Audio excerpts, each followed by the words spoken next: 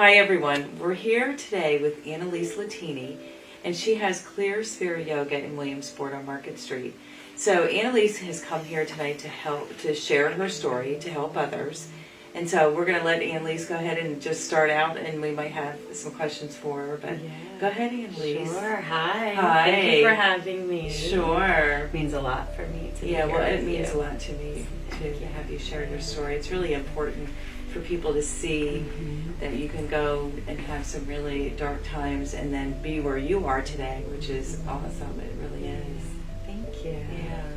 Good. Well, I'll start where all good stories start. Once upon a time. Once upon a time, I grew up in Williamsport mostly. My dad was in the Navy, so we traveled around a little bit.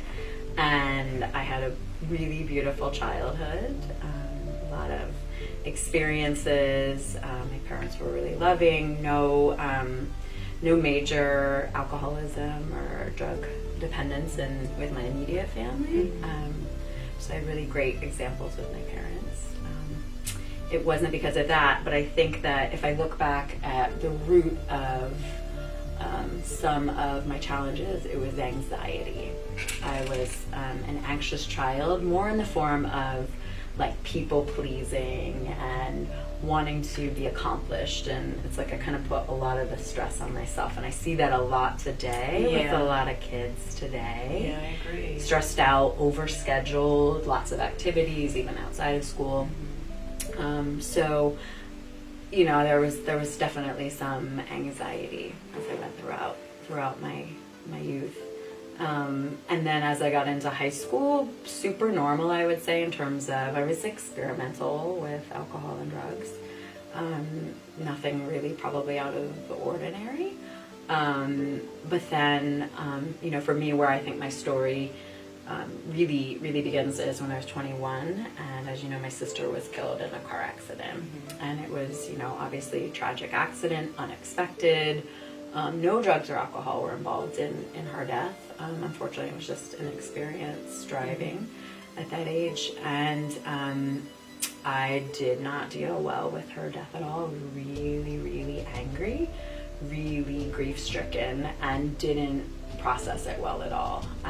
So you were 21? I was 21. And how old was she? She was 17. She was 17. So she was a junior in high school, and it was on Blooming Grove Road. It was in 2001.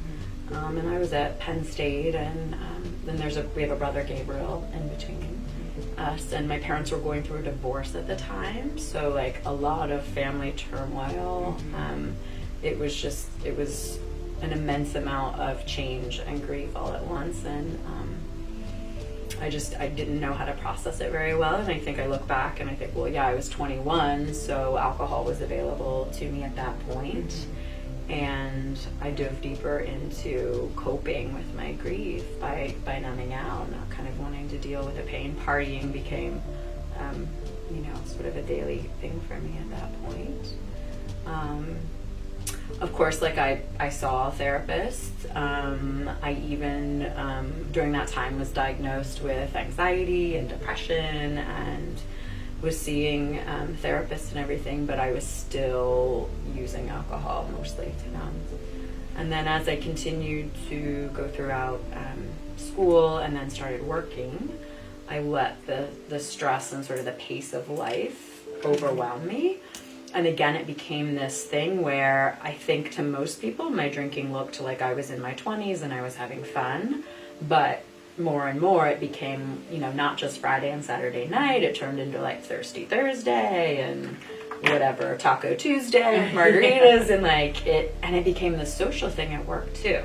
And this is the thing, like our culture, and I know this isn't always a popular opinion, but we really do push alcohol. It's there when something negative happens. It's there when something positive happens. Like, it is all around us all of the time. It's hard to find an event that's happening that doesn't include alcohol. Yes. And so it becomes this normal, expected thing. In fact, it's one of the only drugs where people ask you why you aren't doing that. Like, no one would Yeah. say, Carolyn, why aren't you doing a line of Coke right now? Yeah. But if you go to the bar and you're Yeah. drinking juice or a spritzer, people might say, oh, Carolyn, why aren't you drinking tonight? And I get that a lot. Right. Because I don't drink that much. So, Right. Yeah. And so it becomes it became this expected, normalized thing. And alcoholism rates for women, in fact, are far greater than for men, because there has been a big marketing push for like mommy juice and rosé all day and just this like pink marketing and these gadgets of like putting alcohol down your bra, like this contraption of like how to like sneak it into places, and like it's really gotten extreme with the way it's kind of pushed and marketed towards women. And there's that whole thing too, like with the rise in feminism too, where like we can drink like men drink type of thing too, and it's almost like this badge of honor in some way, which is again ridiculous if you really think about it, but it's kind of what has happened. So I was drinking a lot with my friends after work, and it was it's hard to say like where it turned for me. I think that a lot of us that realize at some point that we have a problem other than just indulging infrequently, it kind of sneaks up on us. I think we start to question it and we wonder, but we look around and we see other people doing what we're doing, and so it normalizes us. And if we're doing well at work, I was doing really well. I was working for ExxonMobil in Washington, D.C. My career was flourishing. I was following the formula. I had boyfriends. I bought a house at age 29. I was getting my MBA. I was like doing all of these things, and so externally, I was getting this validation that everything was okay. So it was hard for me to say, well, you must have a problem if on the surface everything seemed to be okay. So I was questioning it internally. I was not being totally forthright with my therapist when they asked about my alcohol use. I would kind of minimize it, and all therapists know this, that we exaggerate downwards, right? So, but we're not honest with ourselves because we're it's like we don't really want to have to give it up. And, but I was questioning it. I think from the time I was in my 20s, I was starting to question, because I would come home from work from a stressful day, and this is where I want to talk a little bit about the learned development model of addiction, is where there were other things I could have done to relieve the stress of my career, relieve the stress of my day, hang out. Like I could have, obviously exercised. Yoga was a big thing for me in my life, and yet the easiest thing would be to go to the fridge, pour myself a glass of wine, and start. And then, before I knew it, it was 3 glasses, and I wasn't motivated to go for a run or go out to the yoga class anymore. And so I learned to have a dependence on it because it worked really fast. I mean, it was like I wouldn't even have to take the first sip, but it was like my brain started to relax as soon as I like walked in the door and knew that was waiting for me. And I think a lot of people know that sensation, know that feeling. And so it progressed, and I didn't really heed the warning signs. It started to get worse and worse, my dependence. And I think it was one of those things where the universe, God, whatever you want to call it, just had to make life difficult enough for me to kind of wake me up. So I think I was in my young 30s, and I met a man, and he was also abusing alcohol. He was definitely an alcoholic as well too, and had some mental health issues. And I fell in love with him, and we ended up getting engaged, and it was a really toxic relationship. He was abusive in all the ways that one can be abusive, and I look back on it and I think, like, how could somebody that was raised by 2 amazing parents, by a father that treated my mother really well, how could I find myself in this situation? And I was using alcohol as a way to like check out. I couldn't believe that this was my life. I couldn't believe that I had like let this happen and it had gotten to this point. And here I was like engaged to this man and inviting people to my wedding and trying to force again like this formula of like this will make you happy, And It was an absolute train wreck of a couple of years. It was really, really dark times. My friends tried to intervene. My family was upset with it, but I think sometimes we have to go to these bottoms. We have to go to these lows sometimes. I didn't lose my job. I didn't get a DUI. I fortunately never hurt anyone driving my vehicle intoxicated, which I did quite a bit. I was super ashamed of that, but it's important to talk about. And after all of this happened, I finally left my husband and let my drinking continue on its own. I'm not blaming it on him. I absolutely had an issue before I met him, but it exacerbated it being with him. And then I finally made the decision to go to rehab. So I did. I went to a rehab. It was an intensive outpatient program, and it was 4 months long, and it was a holistic approach. So it was using the stuff that I know, that I continue to use in my recovery. It was looking at all of the things. I worked with a therapist, I worked with a life coach. They call them alternative therapies. They're really not alternative at this point, but yoga and breath work and Tai Chi and body work, and I worked with a nutritionist, and I was on food grade supplements to help rebalance the neurochemicals that had been depleted in my brain. And I was 35 at that time, so I have about 4 years and 8-ish months at this point of sobriety, of continuous sobriety. Yeah, that's great. At that rehab, did they just have alcoholics there, or were there? It was everything. Yep, opioid, cocaine, marijuana. Yes, you can be addicted to marijuana. Yes. It was, everybody was together, and it was group therapy was really really beautiful. It was really good to share in that setting.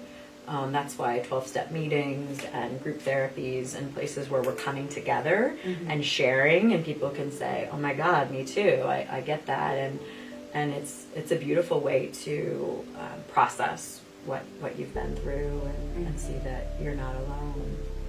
We say that the opposite of addiction is connection, and that's what a lot of us are seeking. I think we feel alone in our addiction. We feel disconnected from ourselves, and that's what we're really doing when we're looking for something outside of ourselves, rather than realizing that we have that and that we can have genuine connections with people. When we were kids, we didn't need to have a couple drinks to loosen up, to have fun with our friends, right? We learned how to do that, and then we think that that's the only way. Like, I hear people say, like, I can't go out on the dance floor without getting a little silly first, which is so untrue. No, that definitely is so untrue. Yeah. So I think in a lot of cases we learn these behaviors, and the beautiful thing is we can unlearn them, and we can relearn other ways of being. But it sounds like yours was sparked by the trauma that you had. I know a couple of months ago I sat on a board. There was a trauma conference, and I sat on a board with Mark Lavecchio, who spoke on the same board that I did in Sean McMillan, and it was a very interesting conference about trauma. And so when you think of all the different traumas that people experience in their life, and there's so many different traumas, and even as children growing up, there's so many different things that happen to people, and it's a lot of things, but just those things can spark addiction. So and then you couple it with mental illness too, right? It could just throw somebody into a world of addiction. So Yeah. there's so many different reasons that people become addicted. And it can look different for a lot of people, and I think that it's important too that, like, people will ask too, like, well, how do I know if I'm an alcoholic? Because my drinking doesn't look like this, or it doesn't look like, well, I don't drink before noon, or I don't, like, they want to put these parameters around it. And I always say, do you think that you have a problem? Is it affecting your life negatively? And do you feel that despite negative consequences, you can't stop? And it's admitting it.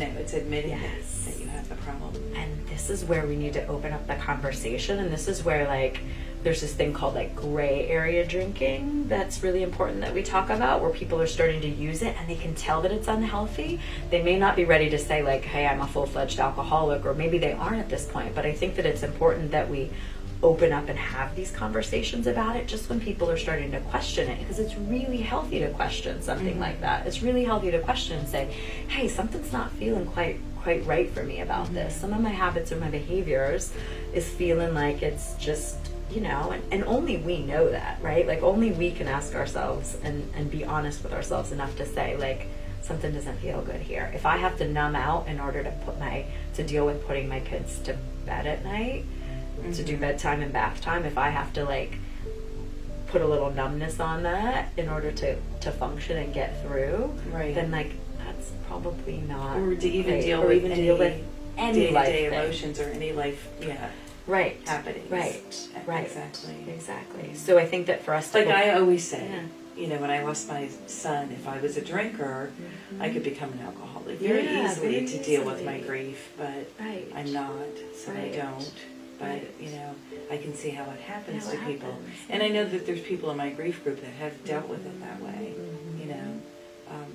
And, you know, I pass no judgment on them because I can see how easily that it could be done.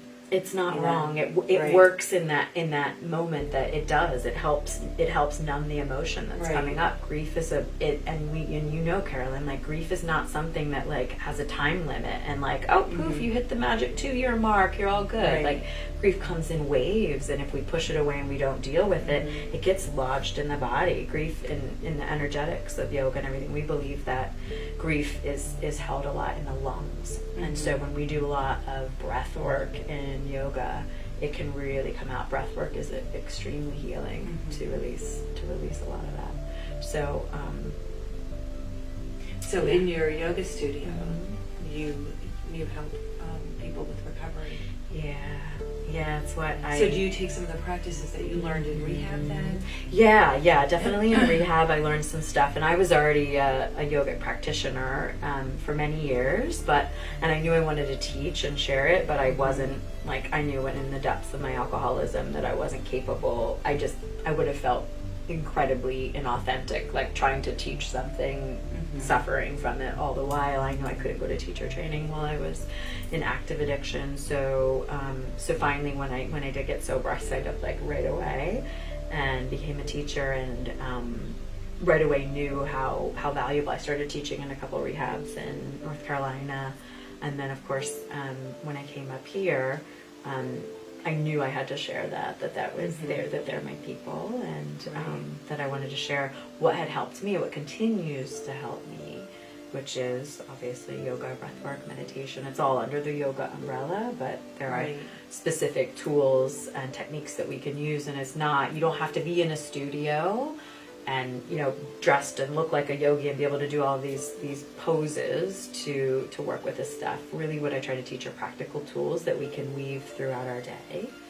And, you know, like we were talking about, the yoga and the way in which we teach at Clear Sphere Yoga is everybody is recovering from something. Like you said, traumas, big T's, little T's, we all have experienced. Life is difficult at times. We all go through some really tough stuff, and everybody's recovering from something, really, truly. I mean, everybody's working on healing at the same time. So the way we structure classes a lot of the time is to do that deep work, is one, to process life as it's happening, right? Like taking your day and moving through it and honoring how you feel in the moment and working with that.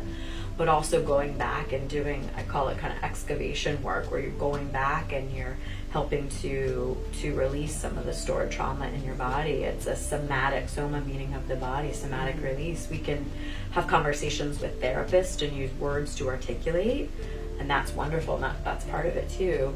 But sometimes when you're in a yoga posture and you start to open up a hip, or you go into a release after you've been sweating, and you'll just feel this energetic cracking open, and you might start to cry, or you might like, and it's like you can't always identify exactly what you're releasing. Like, who knows if that was the trauma from 3rd grade or whatever, but you're releasing something. It's coming out of your body, because when we contract around our experiences, and the muscles and the fascia and the energetics of the body hold on to that, when we start to stretch and breathe and move is when that starts to come up through us. So some people want to know, like, why I came out of that yoga class and I actually felt angry. Why did I feel angry?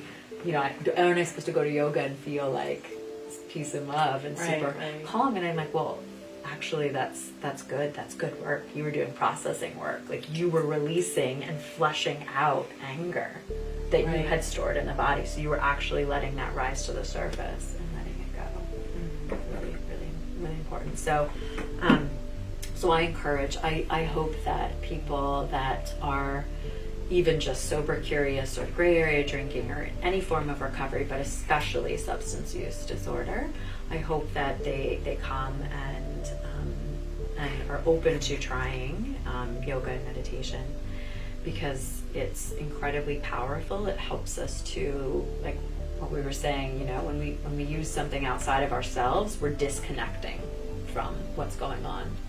And yoga asks us to be really honest about what we're feeling in that moment. And it's an invitation to not run, to not say, easy button, or I want to tap out, I can't deal with this right now. Because the truth is, that thing is still going to be there. You're just hitting the pause button temporarily. You're not actually helping the problem. It's still going to be there, and now you got a freaking hangover that you got to deal with the same stuff, right? So it asks us to be really honest about how we're feeling in the moment, and not tell a story about it necessarily, not judge ourselves for feeling that way, not add suffering to the situation, but just work with that energy and help us to process it. And so connection is important, connection to self, connection to your source, and then connection to each other. Connection to each other. Genuine connection to each other. To others that are... To ask somebody, how are you, and wait for the response, and actually not feel like you have to curate your answer, or, you know, like in the social media. I think we're getting better about this. We're being honest. We're doing a better job. People like you, Carolyn, that are telling the truth about the way that we're feeling, and not trying to sugarcoat and, you know, put on social media this facade of what life is like. Yeah. Have the best children and the best husband and the, you know, this, and like, but behind that picture, like, holy cow, like what happened just before that, and then you posed for the picture and you put it on social media and you told everyone how great things are going. Yeah, I think getting it out in the open and trying to decrease the stigma of it, raise the awareness, is helping people to, you know, want to get help. And people like you who are sharing, you know, hey, I've been there, you know. So let's do this to help each other. And, you know, we were just talking about just simple acts of kindness towards each other to help each other. And you were just telling a story about how you know, reached out to help somebody on the street. You know, and if people would take the time to do that more. Don't, like, stop talking about it. Like, stop pretending like there's going to be the perfect moment to do it, or that it's not going to be uncomfortable. Like, get more comfortable with being uncomfortable. Like, with having conversations with your friends or people. Yeah, the problem is real. It's here. It's, you know, and we're still losing people, you know, every day. Every day. So, being okay to have these difficult conversations. And if you don't know how to have the conversation, the resources are out there, support groups are out there.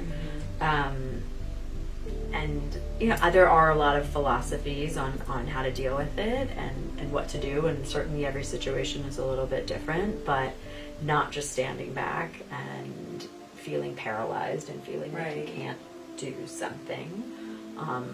Oftentimes the doing something may look like getting some help for yourself too, right? We have to honor that and take care of ourselves. That's super important. Yeah, I think what you're doing is a great alternative, and, you know, very helpful. It is. Yeah, for anyone that's in recovery, we want and you don't have to be in active recovery. Like, if you're even curious and you're working through it and you're not quite there yet, that's great too. The whole point of sort of the way I do addiction recovery coaching, because that's the other thing I do is coaching in addition to teaching, and I really combine all of this, is adding in new, healthy, intentional ways of dealing with the stress, or dealing with the desire, dealing with the need to numb, adding those in before we actually take away the substance sometimes, because then you're not left with nothing. So you're creating a new habit with a conscious choice, a conscious effort. We create sort of a plan around this, and so you're adding it in. So then when you take away the substance, you're not. And of course, if you need medical assistance for withdrawal and everything, that's super important. I don't want to gloss over that. But when you do take away the substance, then you have all of these other healthy coping mechanisms to rely on. And so then you start to form the new, because the brain is still wanting the reward. The brain still needs the hit of dopamine from the reward. We just replace it. Instead of the alcohol, the glass of wine, we replace it with something else that's healthier.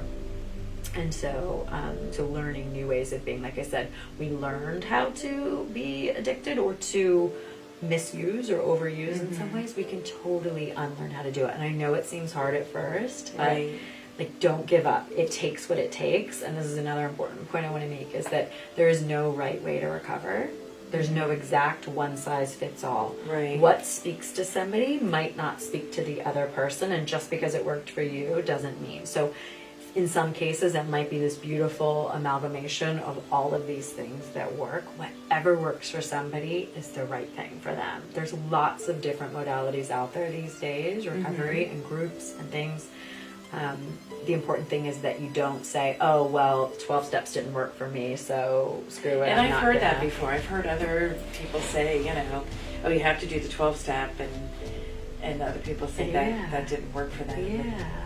Yeah, and so it's not. This is great that this is another alternative. Yes. For people. Yeah. Whatever works, and the 12 steps can be part of it. And you can do this, and you can do that. Yeah. The 12 steps are wonderful. But if it doesn't speak to you, don't just say, well, that's it. There are many other things out there. Keep searching, and just know it takes what it takes. Like, don't give up on yourself. Don't give up on the people around you. Yes, there's different ways that we have to be careful about enabling, and we have to let people have their bottoms and things of this nature. However, like, don't ever give up on it. It takes what it takes until it works, and recovery is always possible. And sometimes it takes people a long time. Or many rehabs.